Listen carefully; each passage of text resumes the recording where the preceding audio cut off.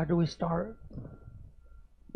Okay, so hello, welcome. I'm Valerie Masiker. I'm a facilitator, and I am very interested in autistic awareness, light autistic awareness, people who have light autism. And with me today is Aaron. Hello, Aaron. Hello, Val.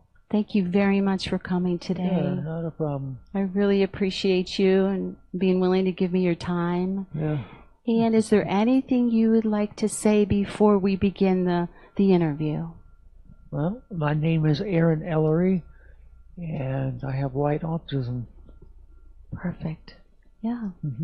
So, Aaron, you and I talked before the interview, and you were sharing with me that you would really love to tell the story I would. about how it began and progressed.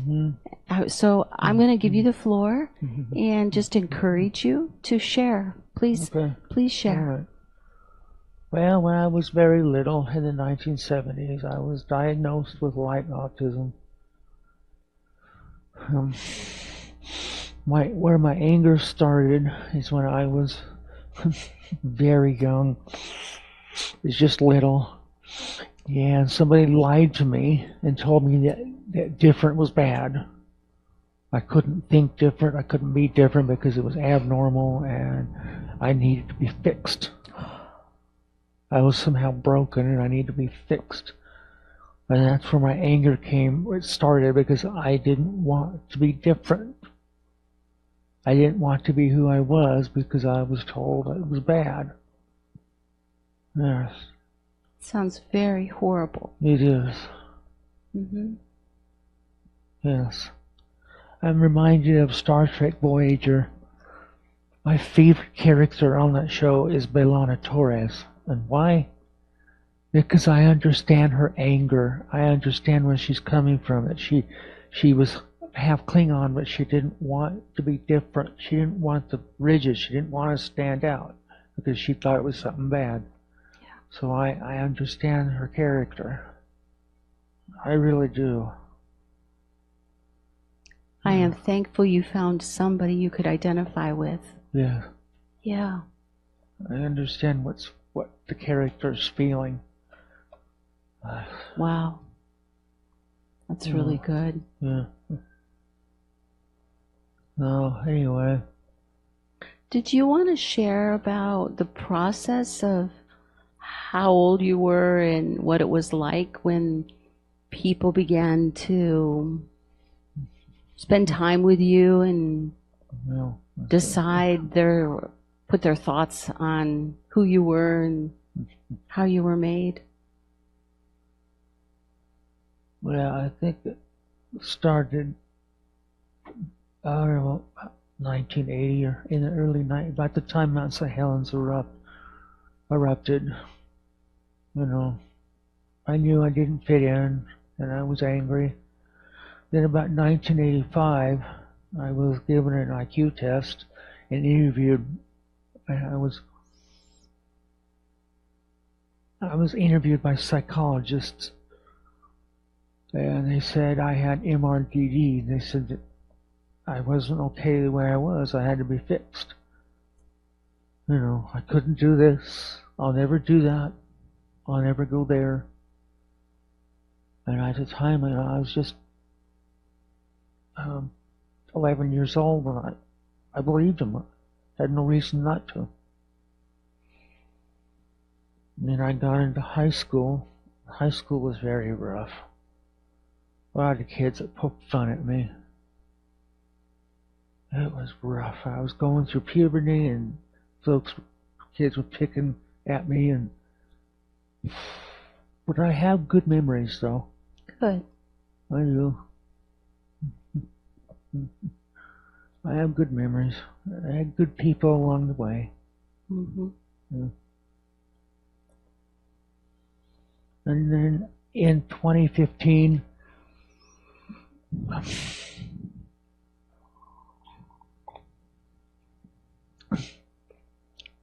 my sister wanted to adopt a little boy. His name was Shelby, and he was the first person that came into my life. And he stood there, looked at me, and he said, Aaron, you can be whoever you are. I love it. You A can- champion. Yes, it's okay. You can be whoever who you are when you're around me. I mean, he accepted me as I was. Wow. That was and huge. He told me he loved me. Yeah. But what happened was is that I couldn't get myself together. I loved him so much, but I just couldn't get myself together. And I ended up, he had a chance at happiness, I had a chance at happiness, and I blew it. I blew it for him and me. And I can't forgive myself. I'm furious with myself. Just furious, why can't I take care of me? Yeah. Why couldn't I have a lovely wife and beautiful kids and a place to live? Why couldn't I? Why couldn't I take care of me? Yeah. So I keep telling myself, what is wrong? I say, Aaron, what is wrong with you? Yeah. I have a hard time forgiving me. I just can't. That does sound like it'd be really hard. Yeah. Mm-hmm. I would greatly value it if somebody would show me how I can let go. Yeah. How I can forgive Aaron. So I'm not so furious with me. So I can like me. Mm-hmm. No matter what somebody says, I'd be in that position where I'm so okay with myself that no matter what anyone says, it won't get to me. Yeah. I can say, I'm okay, you're okay. But you're really not. I'm really not. Yeah. I don't like me. Never really have. Mm-hmm. And you talked about how you don't have a wife and children, so who do you live with? My parents. Mm-hmm. Mm-hmm. Did you want to share more about your story, or would you like me to begin to ask questions in a new direction? Well, I also want to say that I'm terrified of feeling romantic feelings towards someone. Mm-hmm. I'm terrified. I've been hurt. And I'm just so afraid of it. It's so uncomfortable for me. Mm-hmm. I know I'm not the only one, though. I know I'm not. Good. I remember a man, his name was Nikola Tesla, and he only had one friend in his entire life. So I understand that. I have a hard time making friends, so when I do make a friend, man, I hold on to it. Mm-hmm. Yeah. Yeah. Because I don't know when an opportunity is going to come next time. Huh. Yeah. Friends are tough to make. They are. Mm-hmm. They are. They really are. So you'd also, before the interview, you were hoping to talk a little bit about anger and light autism. Yes. I do have that breathing exercise that I showed you where you can make it as little as you want or as big as you want. Yeah. Down each finger, breathing deep. And even I benefit from it. Yeah. So just take your time when you get angry. Breathe deep. Yeah. But there's a whole bunch more, so I'll send that email with you. And if anybody's interested and you want to know, I typed in to Google. I said, trying to deal with anger in a 51-year-old male, light autistic person, and I bet you there's like 20 suggestions of really good stuff. I'd have to pull it up to remember all that it is, but we can take a look at that at some point. So on my questionnaire, you really liked question number 9. Yeah. It talks about if you could change something in your life or on the earth, What would you change, Well, and why? I would find a way to end cancer for both adults and children. Yeah. I would also push to change this stereotype where people get stuck on appearance and they won't see past the outside. That's good. I'm reminded of somebody, his name was Gwynplaine. This was, way back when television was black and white, but the way the story goes is and the way the movie goes is that as a young boy, there was an accident or something, and some kind of incident, and it left him disfigured in his face. Left him with a grotesque smile permanently. And at that time, there wasn't plastic surgery like now. But anyway, everywhere he went, the folks were terrified of him. They hated him. They didn't want him around because of that smile. They thought he was wicked. When it actually, as it turned out, he was a very kind, gentle man. Very kind. He'd do anything for you. But because of that stupid smile, folks wouldn't give him a chance. And if you look on the internet, you'll see pictures of him, and you'll see him crying, the desperation in his eyes, and he's saying, "Give me a chance. Give me a chance." And so that's what I'm saying to the world. I'm saying, give me a chance. Mm-hmm. Mm-hmm. That's awesome. I like that. Yeah. So this whole idea of the autistic awareness is really changing. It's way different from the 80s. Yeah. We're in 2025 now. Yeah. And there are a whole bunch of people who believe that you are just as human as all humans. Right. You just think differently than others. Yeah. There's some you think like. There's some that think differently, and you just take a room full of people, and everybody thinks differently. Well, it's okay you're part of that. Yes, it's okay to think and be different. It's okay. And maybe you need a little bit of help regulating. Maybe you might have like some kind of superpower. Yeah. Something that is a little more extreme than your peers. Right. And you just have to learn how to navigate that. Yes, do you know what your superpower is? Yeah, I know. First of all, because I'm a ginger, I make most of my own vitamin D. I make more vitamin D than the average person. So, I go outside, and my body naturally makes the vitamin D that I need, so I don't need supplements. So that is fascinating. Yes. There are so many people in the earth who have that deficit. Yeah. They're different in that way. They have to take the vitamin. I don't have to. Thank you for sharing that. Yes. I also have a greater tolerance for needles. Okay. Yeah. You're not bothered. I'm not. No. That's great. I'm not. Do you have a gift in art? Yes, I certainly do. Would you like to talk and share and show? Yes, I would.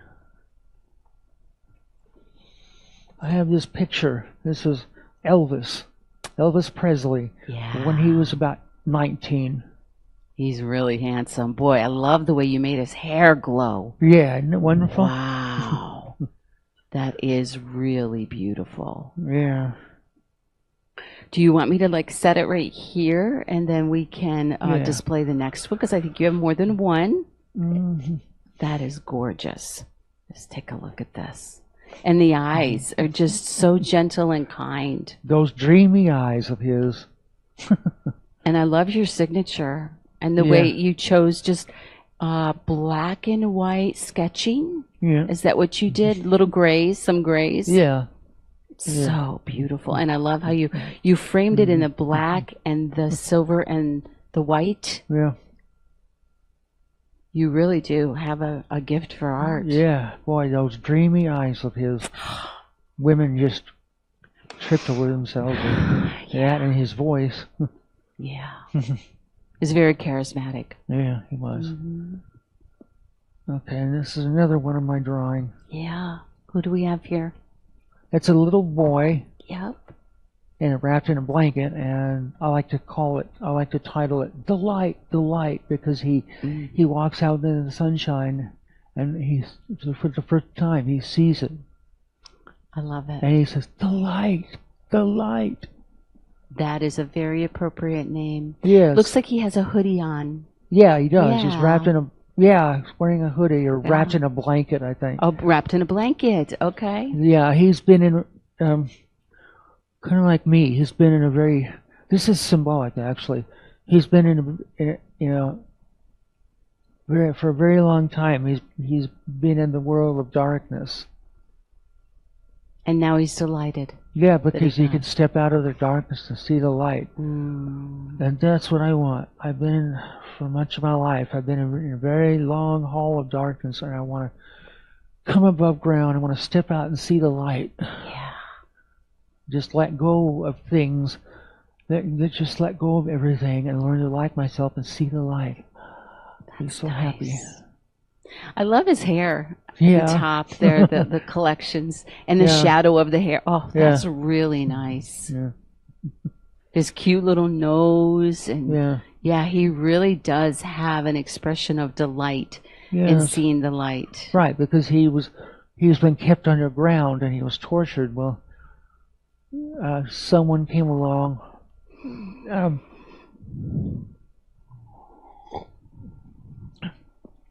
Someone came along. They discovered what was going on. There was an underground operation where this guy was torturing children, and somebody got wind of it, and they busted it. They just totally, the person torturing the kids was killed, and finally the kids could come up to the surface and they could see the light. They were rescued. Do you want to set that on the edge of your chair and pull up your next one?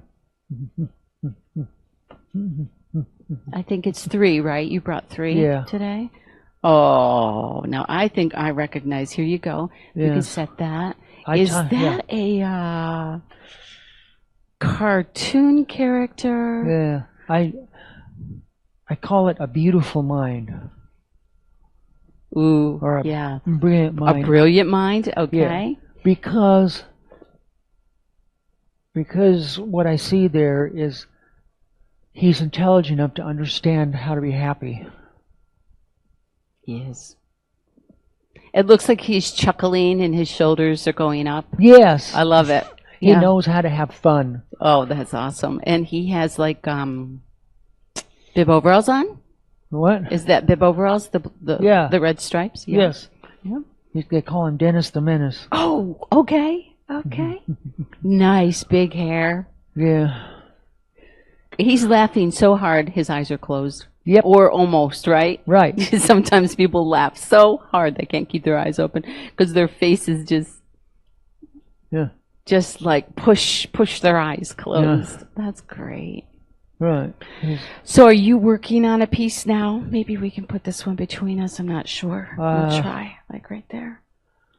Yeah, I'm working on a piece on my tablet. Yeah. They call him Caillou. Caillou. Yeah. Very nice. How do you like doing art on the tablet versus on paper? All right. It's a lot more fun to do it on my tablet. Wow. I'm glad to hear that. Yeah. Well, for one thing, if I make a mistake, I can reverse it and it'll take it out. I can't do that. It's not so easy to do that when I'm drawing on paper. So have you like crumpled up and started again? I have, yes. You went through a few pieces of paper on your pieces? Yeah. Yeah. Is there anything else you'd like to share about your art?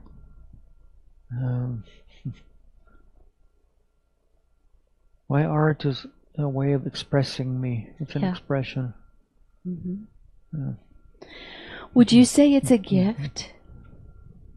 Yeah, I would say it's a gift. Yeah. I agree that not Yeah. everyone can produce beautiful framed Yeah. pictures of art, Yeah. but that is your strength and the way that you were made. Yeah. What other strengths do you have? Have you thought about it? And Well, I sing a little. wow, I can sing. Yeah. Yeah. My strength is that I have a side of me that's very caring and very tender. Mm-hmm. But unfortunately, it gets mixed up with my anger. And sometimes I come across cold, or I come across as a bully. I don't mean to. There's actually over 237 emotions that humans feel. I didn't know that. Yeah, there's a lot. We don't all experience all of them, but we are created as very emotional beings. Yes. And if you wanted me to share that list, I do have it. Absolutely. And yeah, I would love to share Yes. that with you at some point. I have two sides. I have a tender side and I have a dark side. Yeah. But the thing is, dark doesn't mean evil. And as I've learned, I need to learn to embrace my dark side rather than try to fight it. Embrace who I am, even though I'm not perfect. Yeah, who is, right, Aaron? Right. Yeah. Yeah, there's no such thing. Yeah, nobody is. Yeah.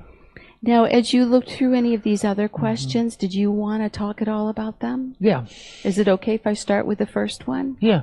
So, in light of your spiritual or religious upbringing, how have you gotten to where you are today? Well, grew up in the Adventist church. And, well, for one thing, the health message that they teach. Because my mother fed me that way and taught me that way. It's their, the health message they teach, the diet, the way you eat. And because I embraced that, it has really saved my life. It has helped me because of the nutritious diet. It has,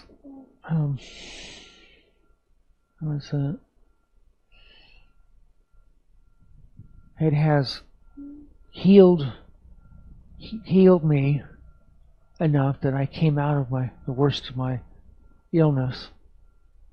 Diet can make a difference.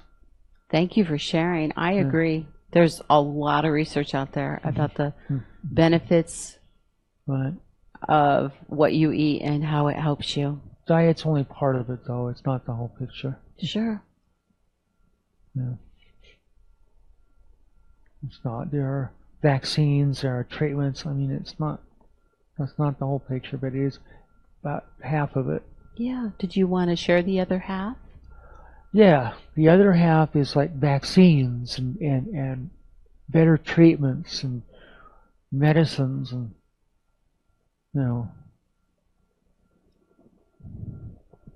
for one thing, the vaccines give our...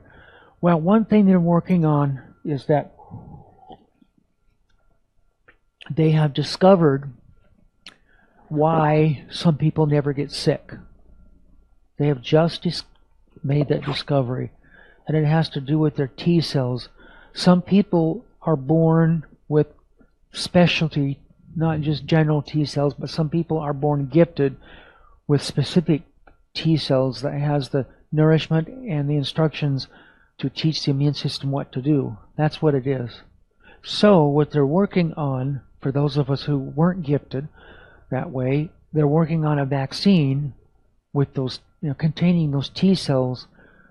And, when they inject it, those T cells, extra T cells, fuse with the rest of your immune system, and they can teach it what to do, how to do it. There is so much to learn out there. Right. Because no one wants another pandemic. No one does.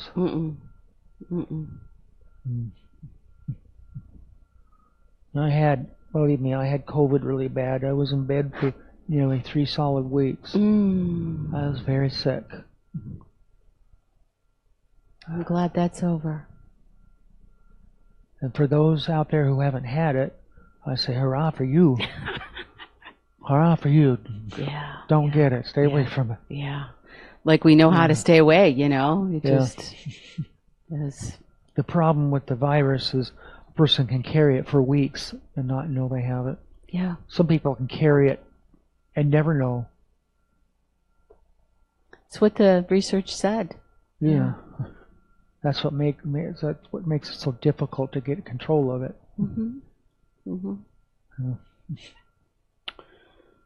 If I move too quickly, let me know. Okay. I was going to ask you the next question. We can always go back to whatever you want to talk about that you have thoughts that come in your mind about previous questions, okay? Yeah.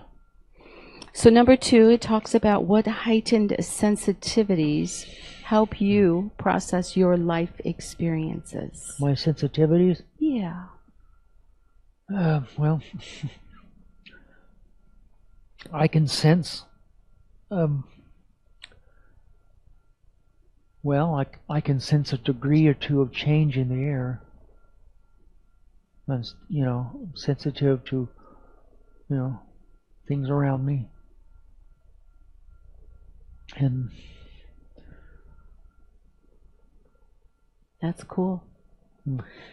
Do you know what temperature it is? Like, can you name, like, it feels like it's this degree right now, and when it changes, you can tell that it's changed 1 degree, 2 degrees. Yeah, I can feel it. Yeah. I don't know exactly what the temperature is in this room is. Okay. But probably around 70. You're probably right. Yeah. Is it comfortable for you? Yeah, I'm comfortable. So what is your favorite temperature? Well,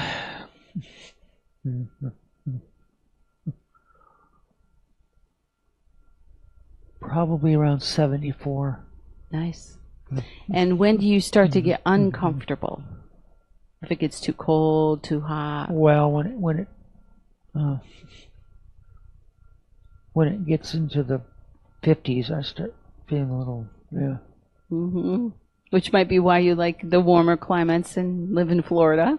Yeah. Well, the thing of it is here in Florida, though, is in the summertime it's ungodly hot. It's miserable. So what temperature is it too hot?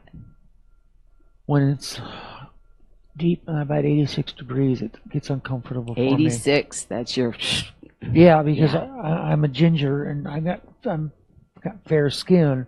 Yeah. And my skin just can't take the heat. Yeah. Can't take the intense sun.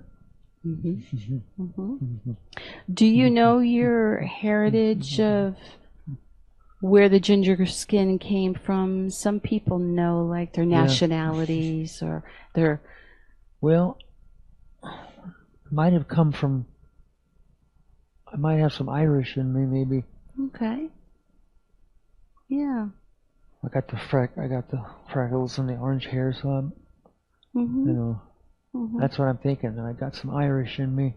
I do recall Irish tends to be a little freckly and orangish. Yeah. Yeah. It's neat.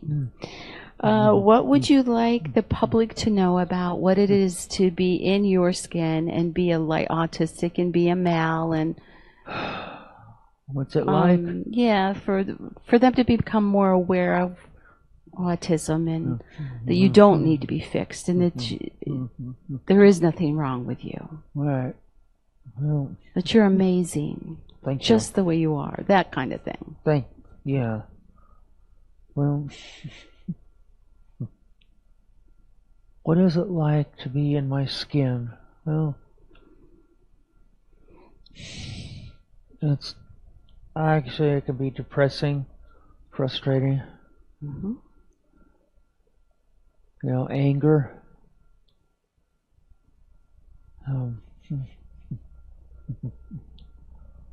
Could feel scary. And that's important for others to realize. Yeah. is that it might take a little while for you to feel safe Yeah. or to want to be involved or All right. to even go to places. Yeah, it's like it's like as though I'm in the back of a cave, way back in the back of a cave, and it's so dark I can cut it with a knife. It's been a long, long time, I mean decades in the darkness. Mm-hmm. Mm-hmm. I was in a cave in southern Oregon, called the Oregon Caves, and the guide, his name was Michael McCullough, and we went way back there, and he turned off the lights. I've never been afraid of the dark, and I'm still not, but when he turned off those lights, I experienced a darkness far greater than just, far greater than when the sun goes down. It was much different. It was so thick I could cut it. I mean, I like your analogy. Yeah. So thick you could cut it. Yes. So like if you held up your hand, you probably could No. not see it. No. Yeah. It's like darkness you can wear. That is really dark. Yes, I couldn't see my hand even though it was right here. Yeah. I was just lost in a void with no way out. And that's what that's what living in my skin sometimes feels like. Yeah. Yeah. And that's what ties in with that little boy I drew. This one. When he comes up from underground. That's the wrong one. Yeah. It's this one that's in the center. This one. No, that's not it. No, it's right here. That one. This Yes. one. It's like when he finally comes out of the cave. Finally, somebody, a helping hand, somebody with kindness and courage finds him, and they show him the way out. And he comes out, and he sees the sunlight. So he tries and says, the light, I can see. Wow. That really means a lot to you. Here you go. Actually, though, in reality, if he had spent that much time in the darkness, though, he wouldn't be seeing the light. He'd be going, You're right. Yeah. Can you describe to me some relationships that are incredibly valuable to you? Relationships? Yes. Yes, I love Pastor Johnny. I do. Mm-hmm. We've become close. And I love you and Wayne. Thank you. Yes. I got Bible study every Thursday, which is today, but every Thursday there's a couple of guys that come out and Bible study with me. And on Tuesday, a woman comes out and Bible studies with my mom, and they've gotten very close. My mother has found a lifelong friend. She deserves that. Yes. She deserves to be happy. You deserve to be happy. I deserve to be happy. You're right. Johnny deserves to be happy. Yeah. Yeah. I also go to an Adventist church, and they care about me so much. It's so nice to be cared about. Mm-hmm. Mm-hmm. I'm glad you have that connection. Yeah. That's really nice. Mm-hmm. And what do you have any long-term goals or aspirations? Yes, I want to hone my voice, and I want to sing. I want to make a living with my singing, because it's what I like to do. Do you write your own songs, or do you enjoy singing other people's songs? I don't write my own songs. I have no idea how to do it. Mm-hmm. So I sing other people's songs. Do you wake up every day with a song in your heart? No, I don't. Do you have one in your heart now? Not really. Okay. Not really. How about the song Maybe by Tom Pace? Can you sing it? I have to remember the words. If I had a guitar, I could sing it. Okay. Maybe we can do another interview another day. Another day. You can prepare Yeah. a song that you would enjoy singing. That would be nice. Yeah. What challenges do you commonly have to work through when maybe you face a problem that's difficult? What challenges?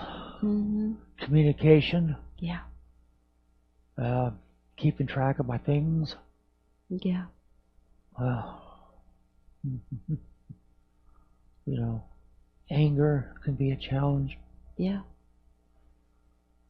I mean, somebody even mentions it in a sentence, and my head starts to hurt. Mm-hmm. My head's hurting right now as I recount it. Mm. Yeah. So if I were to go on to the next question, would the pain in your head go away? It might. Okay. You want to do that? Yeah. Okay. Then we'll go on to, can you explain your greatest strengths? My greatest strength. Yeah. I have a very caring, a very deeply tender side of me. Yeah. When I had a dog. His name was Kirby, and I loved that dog. There was only one other time in my life that I found a dog that I loved that much. I just loved him so much. And we had to put him down. But if it wasn't bad enough that I had to put him down, I had to do it on my birthday. That is unfair. I still miss him. But one good thing came out of it is he really taught me how to exercise kindness toward animals, how to love animals, and how to love other people. Were you able to read his communication towards you? Yes, I was. Mm-hmm. Dogs are very communicative. Yeah. Yeah. Have you gotten a new dog that's... No. Okay. No. You spend much time with cats or just... Well, I have a dogs? bird I call Winnie. Oh, okay. She's a diamond dove, but she's a tiny pigeon. And she coos and she talks, and I just love to listen to it. It's so soothing. Nice. Are there sounds that you don't like? Yes. I don't like it when a parrot is screaming. I just can't do it. I don't like the sound of fingernails on a chalkboard. Yeah. Don't even think of it. Yeah. Yeah. I don't like the sound of somebody come up behind me and I don't know they're there and they say something. Oh, don't sneak up on me like that. Yeah. I hate that. Yeah.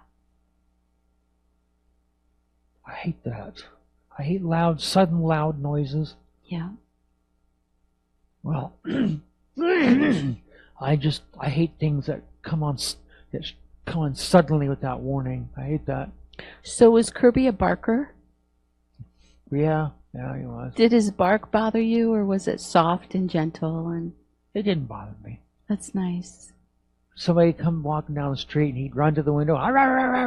So you were kind of prepared because he'd move. Yeah. He'd move. I knew he was going to. Yeah, so you were prepared. It didn't catch you off guard. Right. Yeah. I hate being caught off guard. Yeah, that helps. Like a sudden windstorm comes up. When I lived in Oregon, a sudden windstorm came up. It surprised everyone. And it wasn't the wind so much that scared me. It's the suddenly. It was, I jumped out of bed. I didn't know what the hell's going on. Yeah. It took me a minute, and I realized, where did that come from? Even the weathermen had no idea. There was the night before. There was nothing out there. It just came up. Yeah. If you live in Florida, you know what I mean. Absolutely. So you've lived in, you said Wisconsin? No, Oregon. Oregon and Florida, which are like two extremes. Right. Anywhere else? Yeah, Colorado, Missouri. Yeah. Yeah. You've traveled. That's nice. Mm-hmm. It's really nice. Is there someplace you'd like to go? I like to go. yes, I'd like to go home. I'd like to move to Central Oregon Mm-hmm. Mm-hmm. and miss it. Do you have relatives there that you could go see? Well, I have my sister. Nice. Yeah. Yeah. Do you have any plans to travel? Not yet. Okay. I'm going to start working. I'd like to save up money Yeah. to do a road trip to go somewhere. What kind of job would you like? What kind of job would I like? Yeah. What would be the perfect job for you? Something that would bring happiness. Something I would love doing. Yeah. But I had convinced myself that can never happen. I don't. I have convinced myself that I could never have a job that I love. Okay. And why? Because of my deficits. Hmm.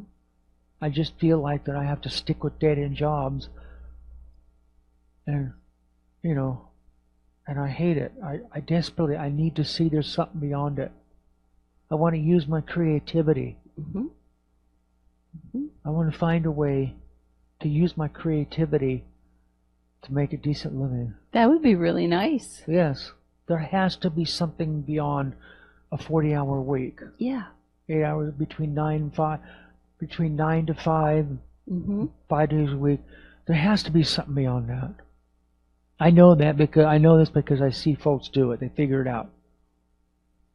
I'd like to have a few million in the bank, but not because I'm greedy, but because, first of all, I want to give to St. Jude. I want to give to St. John's. I want to assist people who are left in a situation where they've got kids to feed and they have no money. They feel like they have to go to Walmart and shoplift because they can't. They need to feed their kids, but they feel like there's no other way. They don't have a dime to their name. I want to assist people. Yeah. I want to help people feed their kids.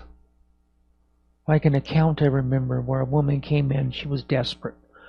And she was caught shoplifting, and she was crying, and she says, I have kids to feed, and I don't have a dime to my name. So rather than to lock her up, what happened was a female officer, what she did was, she went through the store, and she got her a couple of cartfuls of groceries so she could go home and feed her kids. That was kind. Yes, and that's what I want to do. I want to have the money that I can help people. Mm. Not a hand out, but a hand up. Ooh, I like that. Yeah. Yeah, that's good. Hand up. Mm-hmm. I can make a difference for people, Mm-hmm. so so that they're not in that desperate situation. That is very kind, Aaron. Some people are so desperate in a situation like that they shoot themselves because they don't know what to do. Mm. That's horrible. That is horrible. I have spoken with my Jehovah Father, and I told him, I said, don't put me in a situation like that. That's not going to teach me anything. I know I need to learn to trust you, but all that's going to do is I'm going to come out fighting dead. That won't help. Mm-mm. It's not going to teach me anything other than how to be just a little more angry. Yeah, you don't need that. I don't need that. No. Mm-mm. No. I don't. It's one of your gifts. You're very good at getting angry, unfortunately. Unfortunately. Mm-hmm. The Bible says, be slow to anger. Well, unfortunately, I'm quick to anger. Yeah. And that leads into the next question. It talks about triggers. Could you elaborate on the triggers that impact your daily functioning? Yes. Like what lights you up? Well, what lights me up is when I have to hunt for stuff, when somebody yells at me, when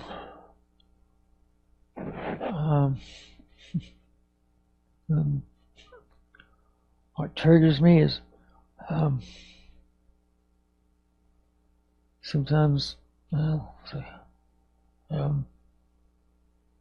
what fires me up is when like when somebody speaks to me like I'm 6 years old, somebody who's almost 20 years my junior, and they speak to me like I'm 6, it fires me up. Yeah. Folks need to learn to respect their elders. Yeah. Sure. Those are reasonable things to trigger. There's just 2 more questions, and we touched on one of them. The last one is, do you have any contributions to the conversation or any other topics that you are interested to share? On what topic? Anything that is in your thoughts that you think would be important to make people more aware for the autistic awareness conversation? Autistic awareness? I just want folks to be aware that my behaviors are not who I am. They're not. It's just not who I am. I like it.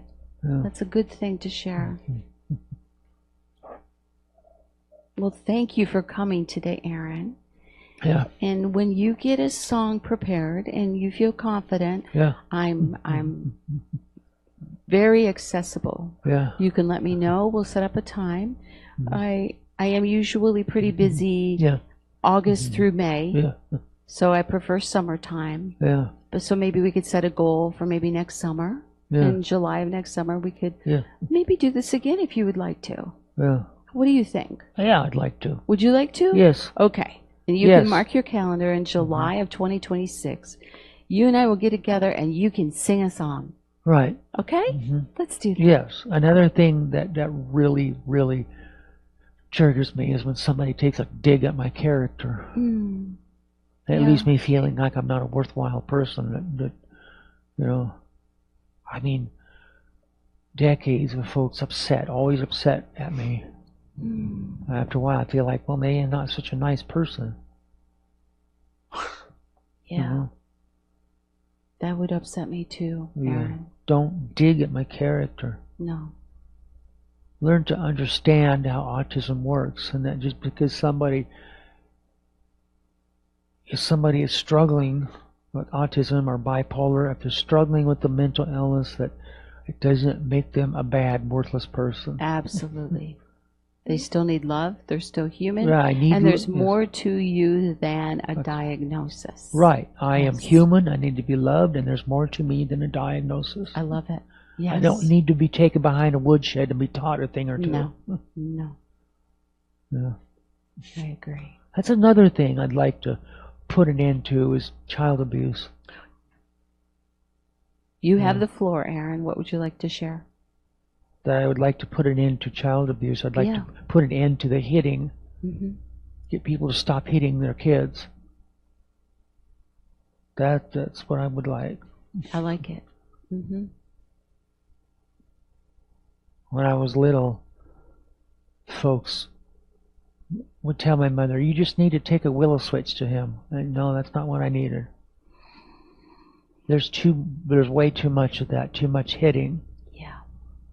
And I think what's at the root of it is that why people do what they do is, first of all, they take it too personal. They think, when they're dealing with a child, they think, well, the child's behaving this way, they don't respect me. And then bam, that's what, they lose control. Another thing is when folks, they do this thinking, well, if I can force my child to behave and do what I want him to do, I don't have to change. I think that's a lot of it. Like when folks would say, well, Aaron, it hurts me more than it hurts you. Okay, well, all right. If that's true, prove it to me. Let it hurt you enough to want to do something different, to change it. I want to find another approach. Instead of just keep doing it and doing it every time something doesn't go right. Let it hurt you enough. That's good. If it really hurts you that bad, prove it. Yeah, where's the evidence? Yeah, where's the evidence? Yeah. You keep doing it. You keep taking a belt to me. You keep doing it. Yeah. And you keep saying, well, it hurts me more, hurts you. Well, where's the evidence? How much does it really hurt you? Yeah. Folks would say, well, Aaron, I really didn't want to do this. Well, at the time, yeah, you did. You were pissed. I'm sure I partially believe that. I think after a person calms down and realize what they did, some people do feel remorse. But at the time, they're quick to anger and they're in a rage, and at the time they do want to do it. They're mad. Then they come down and realize, oh, well, I guess I really didn't want to do that. But the problem is, it doesn't bother them enough. They don't seem to, it's the same problem that I've had. They're getting their point across means more than the relationship. I've dealt with that for many years. I didn't realize until the last few years. I realized, oh my God, that's me. I cared more about driving my point home than my relationships with others.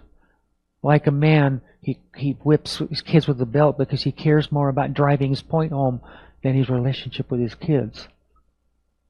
Relationship is very important. He doesn't care enough about his kids. He cares more about getting his point across. Wow, that's very insightful, Aaron. Yes, and that's what I'm telling people. I'm telling all you out there.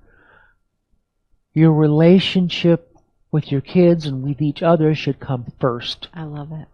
Let it hurt you badly enough that you want to change. Then the next time you say, well, it hurts me more, then I might believe you.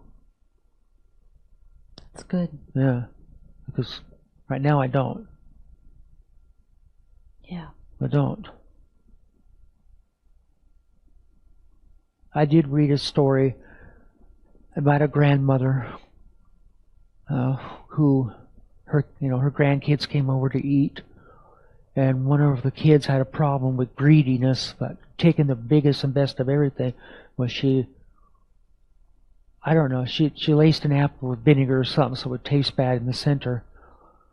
And the little boy, he grabbed the biggest and most beautiful apple and he started going to work on it with his teeth until he came upon the vinegar and well, he learned something from it. I mean, he was up all night with his stomach, but he learned something. But what I cherish most about the story is that his grandmother cried. It hurt her so bad she cried. And you know what? She never did it again. Wow. She proved how much pain it caused her. She showed it because she never did it again. And there's the evidence. Yeah, there's the evidence. Yeah. That's why I love my mother so much. Yeah. She's made mistakes. But what I love about her best quality is that she immediately learned and she never did it again. She never repeated. Yeah. It never again happened. Not ever. That is a good quality. That's an excellent quality. Yeah. I mean, we're human. We make mistakes. Absolutely. Yeah, we are not perfect. But what's important is that we learn and we don't repeat. Yes, for instance, I lost my temper and I accidentally hurt my child. I made a bad mistake. But the thing is, what I learned from it, I never do it again. Yeah. I know where my triggers are. And that's what I want people to see. That's good. Yeah.